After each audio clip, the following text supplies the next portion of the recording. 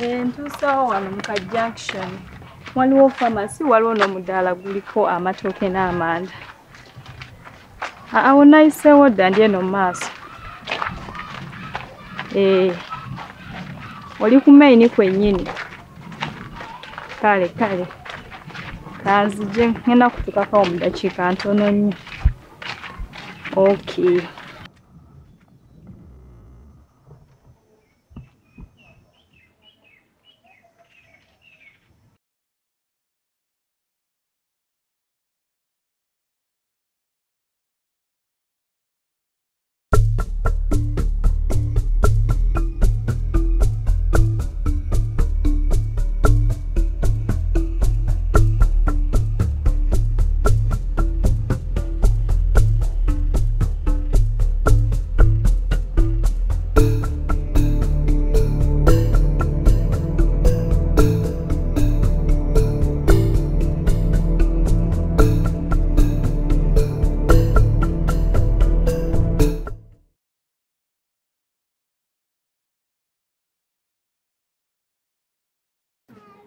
Gwe yambuka nze ngenda kulaba gwe yambuka bwoti. Gwe yongera oyambuka otunule eno wakyengulu tunule eno wakyengulu. Uyo ngulu.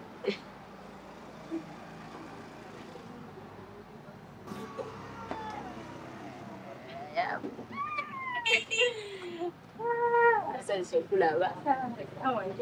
Mama, wo unyabukwana mfaini. Unyabulala. Ngoga jaddeyo kukyeeyo kyo. Newe emirembe. Waayi mu kiyumba ngobadde weweerawo emire. Ng'olya biriyani taawo gwe.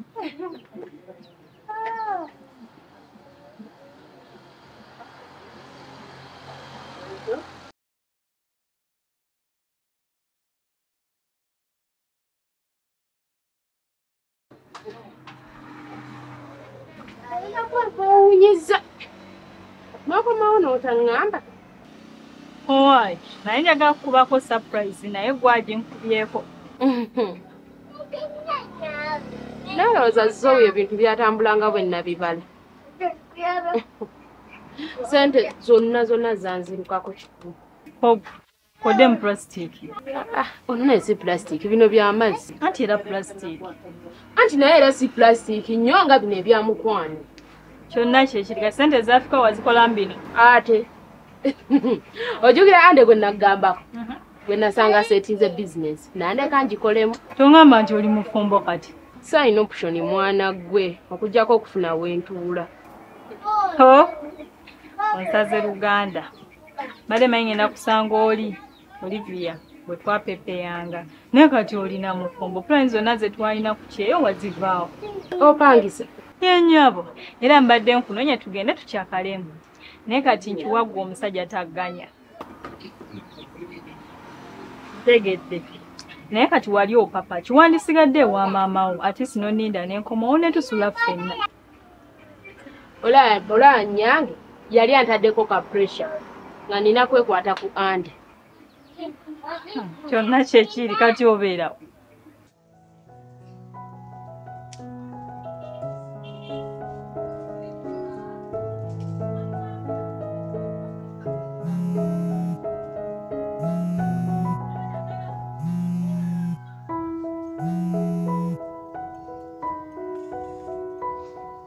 Sister Grace, nkama yebaza. Awewe ekitiibwa.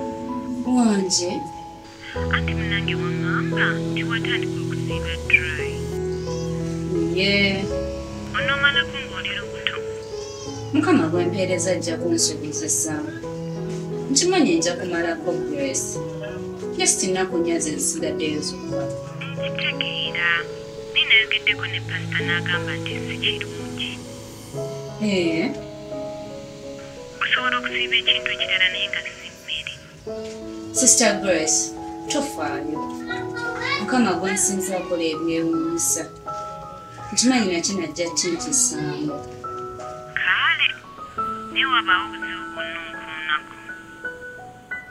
Kale mikwano, webale nnyo okufaayo. Kale, beera bulungi.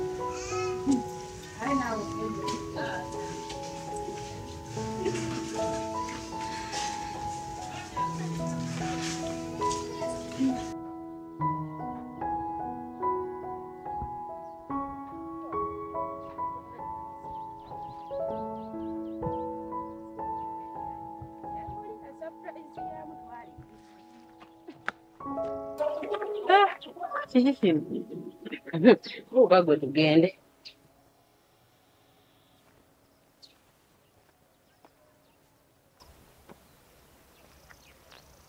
Buuka na tugende. Nemmwe enkuba bwe tonyo ntemuuga buuzi? Waliwo ekkuba eddala. Just eno shortcut. Kati olwo we muyitidde wano wafaanana we wati we muyitira olwate gye musula. Yeye naawe olinga agamba tusula mu myala. Ti mwe tuyita gye ndaba. Eno Ande gye yasobola okufuna. Ne Sheeka Ande yakwata obwongo tokyalina nakyosobola kwesalirawo. Buli kimu Ande. Ekyo gwe bwolowooza si bwe biri. Gye tugende buuka tugende. Buuka wano. Alinya ku kiti. Linya ku kiti. Nange nyini obadde osudde. Owaye ejange nze nnuze nnunda myala. Aye sijje muyitamu.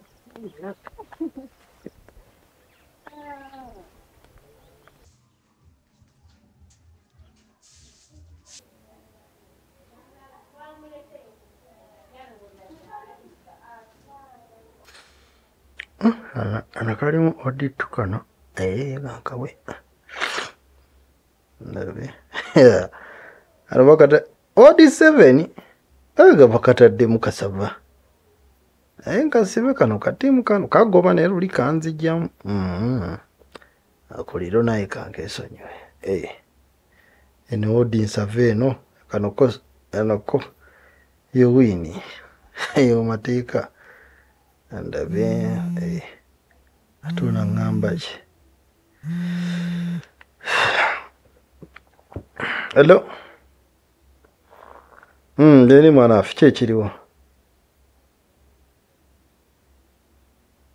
Gye waka olina pulani.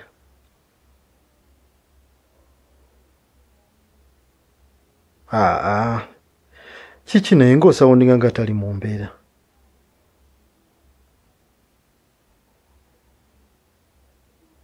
Nze wendi waka osobola okunsalako. Kali kyakabi.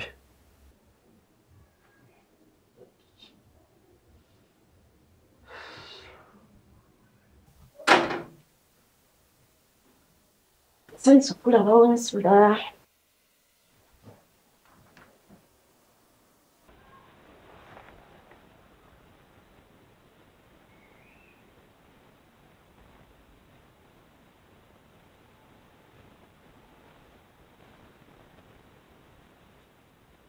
Wabula wano wo oyina okuvaawo. Ate nti. Noba, ndaba wavadda ku pulaani. Sisobola kuva wano nga talina kyankoze. Oyo n'ekiro kya jjo nabadde nnobya. Nomwekomyawo. Yabadde akoze ki? Yankubye olumbe. Muviire. Ojja tutandika okusula kwonna. Ebbanga lye twamala kukyeeyo tulina ogyesasuza. Ye kati onoomukyala kiki mwewalana.